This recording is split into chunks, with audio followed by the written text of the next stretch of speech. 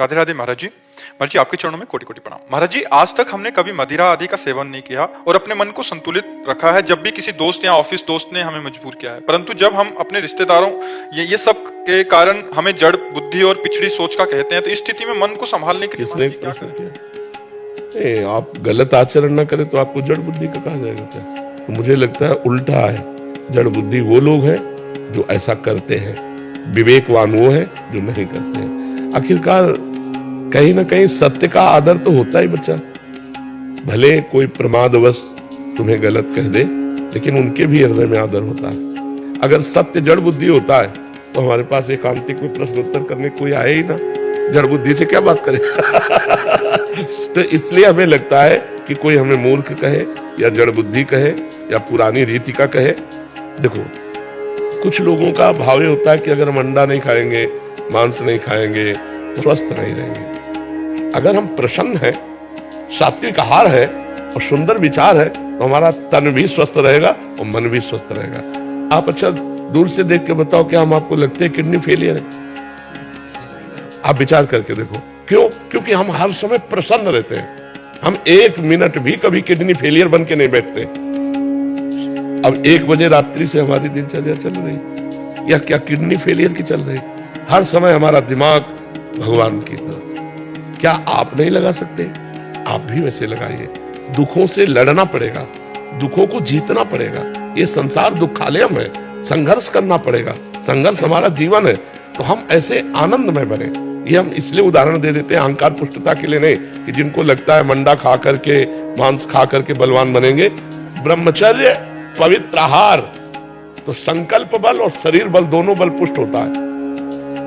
किसी ने कहा कि महाराज जी, यही प्रश्न किया था एकांती में कि आप और आपके चेले बड़े हष्टपुष्ट है, तो संयम, अगर संयम है, नियम है, तो देखो बीमार होते हुए भी पवित्रता और संयम के कारण हमको खुद महसूस होता है कि मैं बलवान हूं। मुझे महसूस नहीं होता कि किडनी फेलियर ऐसे हो, नहीं, हमें खुद महसूस होता है मुझे बल है। और अगर अभी संयम बिगड़ जाए और भगवान का भरोसा छूट जाए तो डिप्रेशन में पहुंच जाओ, इतना कष्ट रहता है। तो हम ये कह रहे हैं कि अगर हमको कोई मूर्ख कहे, जड़ कहे और हम सही ढंग से चल रहे तो हमें हिलना नहीं चाहिए, हमें अपने मार्ग से हटना नहीं चाहिए, हमें बलवान होना चाहिए। और बहुत सुंदर जीवन जाएगा यदि आप ऐसे चलोगे। शराब पीने वाला, मांस खाने वाला, व्यभिचार करने वाला आज भले स्वस्थ दिखाई दे रहा है, लेकिन कल दुर्गति को प्राप्त होगा।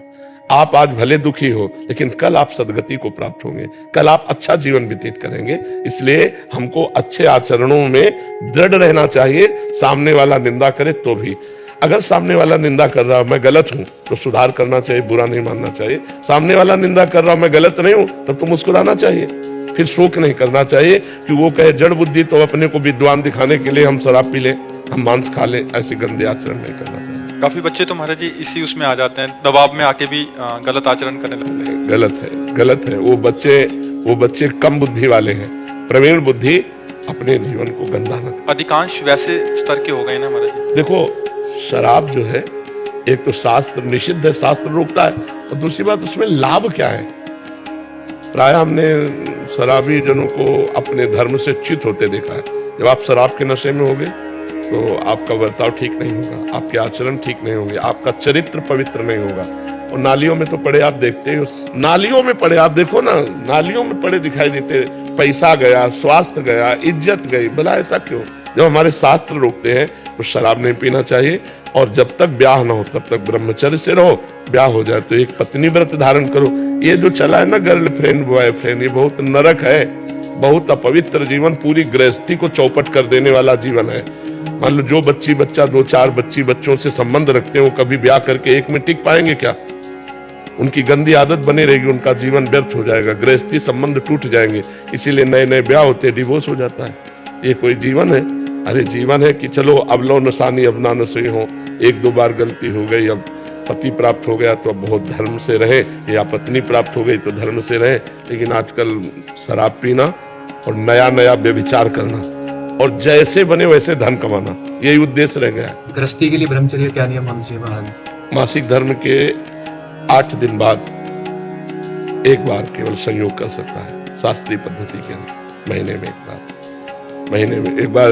एक शिष्य ने अपने गुरुजी से पूछा कि हमारा ब्याह हुआ तो कैसे चले। उनका वर्ष में एक बार, उनका ऐसा तो नहीं रह पाएंगे गृहस्थी में, तो उनका 6 महीने में एक बार, उनका ये भी नहीं रह पाएंगे। तब फिर ये शास्त्रीय पद्धति बताई, महीने में एक बार।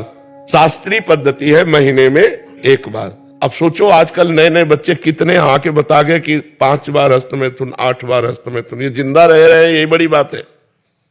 एक मन द्रवित पदार्थ सहित, एक मन कहते 40 किलो को, 40 किलो अन्न और पानी और दूध सब कुछ मिलाकर जब पचता है तब एक बार संतान उत्पन्न करने की योग्यता का वीर बनता है। और जो लोग ऐसे नष्ट करते हैं उनकी जीवनी क्या होगी। इसलिए वो ब्रह्मचारी ही माना जाएगा गृहस्थ जो एक पत्नी व्रत है, वो महीने में एक बार संयोग करता है संतान उत्पत्ति के लिए। शास्त्राज्ञा जो है, शेष समय ब्रह्मचारी। संतान उत्पत्ति का उद्देश्य नहीं है, फिर नहीं करना, फिर व्यभिचार के लिए आदेश नहीं है, नहीं शास्त्रीय आदेश नहीं है। बका उसको पाप लगेगा नहीं जी। अगर वो महीने में एक बार संयोग करता है तो पाप नहीं लगेगा, पाप का अधिकारी नहीं है। लेकिन शास्त्र आदेश नहीं है, शास्त्र आदेश केवल संतानोत्पत्ति के लिए है। शेष समय ब्रह्मचर्य रहकर भगवत आराधन करते हुए अपने कर्तव्य का पालन करना। और संतान हो जाने के बाद फिर तो पूर्ण ब्रह्मचारी है, पूर्ण ब्रह्मचारी, क्योंकि ब्रह्मचर्य, गृहस्थ, वानप्रस्थ, संन्यास अर्थात हमारे 4 पुरुषार्थ हैं, धर्म, अर्थ, काम, मोक्ष। तो हमारा लक्ष्य मोक्ष प्राप्ति भी है। वो इंद्रियों का विलास जब बंद होगा तभी तो हम मुक्त अवस्था की तरफ जा पाएंगे। तो हमको ये चाहिए कि 40 तक हिसाब किताब बराबर कर ले गृहस्थी का, इसके बाद भगवान की प्राप्ति का पूरा कमर कस के लग जाना चाहिए। गृहस्थी में भी रहे तो फिर बात बन जाती है। अब तो 30-40 में तो ब्याह लोग करना शुरू कर दिए, 30 में तो ब्याह करना। और हमें लगता है कि 30 तक तो 10-12 वर्ष का लड़का बच्चा हो जाता था, तो वही ठीक है कि आप जब वृद्धावस्था के तब पदार्पण कर रहे तो गृहस्थी संभालने लायक हो गए। ये हमारा जो क्रम था शास्त्री, वो बहुत बढ़िया था, बहुत बढ़िया था।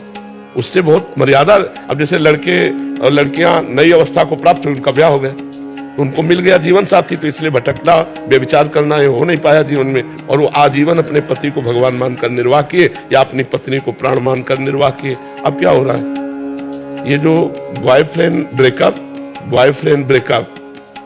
ये है क्या, मतलब ये है क्या, कितनी गंदी बात है। अपने शरीर को हम अपवित्र कर रहे हैं। अभी बच्चे हैं, जानते हैं नहीं। खुले लिव इन रिलेशन क्या है, खुले में देखो लिव इन रिलेशन क्या है, व्यभिचार, खुला व्यभिचार। ये हमारा धर्म तो नहीं है, भारत देश का धर्म नहीं, भारत देश के शास्त्रों का नहीं। भारत देश में तो एक बार हाथ पकड़ा, पाणी ग्रहण, आजीवन निर्वाह किया। और कितना सुंदर है। कम से कम आप ये तो कह सकते हैं मेरा लड़का। अब पता ही नहीं है ना, जब आप कहीं मिल रहे हो, आप कहीं मिल रहे हो तो हमारे पितरों को जल कौन देगा। जब हमारी संतान ही नहीं तो जल कौन देगा, जब कुल परंपरागत। इसीलिए बहुत पवित्र रखा जाता था शरीरों को कि हमारा उद्देश्य संतान उत्पन्न करना केवल भोग के लिए थोड़ी, हमारी पितृ परंपरा है, उनका श्राद्ध तर्पण है, हमारे पितरों के उद्धार के लिए, हमारे कुल परंपरा चलाने के लिए। अर्जुन जी भगवान से कहते हैं इसी बात को कि जब योद्धा मारे जाएंगे तो स्त्रियां दूषित हो जाएंगी, स्त्रियां दूषित होगी तो वर्ण संकर संतान होगी, वर्ण संकर संतान होगी तो पितृ को श्राद्ध लुप्त हो जाएंगे, हमारे पितर भी कैसे तरेंगे। अब ये सब कोई बातें मानना चाहिए तो भगवान की कृपा को कि आप लोग कृपा करके सुन रहे संत बातें। नहीं, कौन टीवी देखे, गंदी बातें देखे, मनमानी आचरण किए, साधु समाज या शास्त्र सम्मत बात सुनना ही लोगों को पसंद नहीं। ये तो भगवान की कृपा है कि इस समय लोग सुनना चालू कर दिए कि चलो सुन रहे हैं और मान भी रहे। हमें लगता है मान भी रहे, सुधर भी रहे। इसलिए हम बड़ा एहसान मानते हैं अपने देशवासियों का कि हमारी बात सुन रहे हैं, मान रहे हैं, हमारे ऊपर एहसान कर रहे हैं। हमारा जीवन धन्य हो रहा है कि आपका जीवन धन्य हो गया तो हमारा जीवन धन्य हो गया, हमारा बोलना सार्थक हो गया, हमारा बाबा जी बनना सार्थक हो गया। महाराज जी रील के अंदर आप या बात तो आप इसको कुछ दूसरा आता ही नहीं है, तो देखें क्या दूसरा। रील में आप ही आते हो कह रहे हैं। हाँ, भगवान की इच्छा है, भगवान ने ऐसी कृपा कर दिए कि समाज को मंगल में बनाना चाहते हैं। इसलिए वो ये कौन माने बच्चा साधु महात्माओं की बातें, तो कौन माने आप बताओ। अपने बाप की तो कोई मानता नहीं, बाबा जी की कौन माने। ये तो भगवान की कृपा है कि लोग सुन रहे हैं और मान रहे हैं।